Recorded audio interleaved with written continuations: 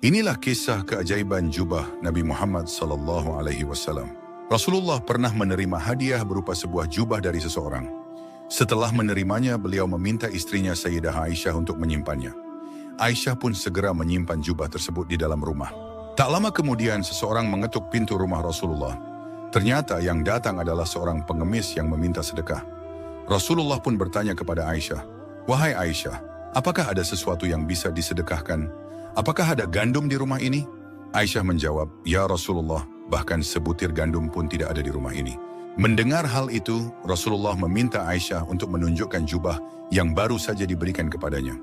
Setelah jubah itu dibawa, Rasulullah melipatnya dan menyerahkannya kepada pengemis tersebut sebagai sedekah. Pengemis itu sangat bahagia menerima jubah dari Rasulullah. Dengan penuh rasa bangga, ia pergi ke pasar dan berteriak, "Siapa yang ingin membeli jubah Rasulullah?" Orang-orang pun berkerumun menanyakan harga jubah yang penuh berkah itu. Para sahabat juga tertarik untuk memilikinya. Di antara mereka, ada seorang pria buta yang mendengar tentang jubah tersebut. Ia segera memerintahkan budaknya, "Pergilah ke pasar dan belilah jubah itu, berapapun harganya." Pria buta itu bahkan berjanji, "Jika engkau berhasil membelinya, aku akan memerdekakanmu di jalan Allah." Sang budak pun pergi ke pasar dan berkata kepada penjual jubah, "Majikanku ingin membeli jubah ini, berapapun harganya, aku akan membayarnya." Setelah kesepakatan harga, jubah itu pun dibeli dan dibawa kepada tuannya. Pria buta itu menerima jubah Rasulullah dengan penuh harap.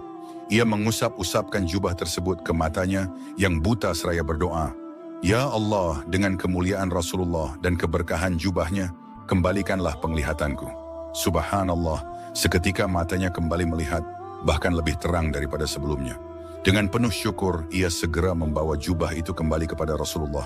Setibanya di rumah Rasulullah, ia berkata, "Ya Rasulullah, penglihatanku telah kembali, aku ingin mengembalikan jubah ini sebagai hadiah untukmu."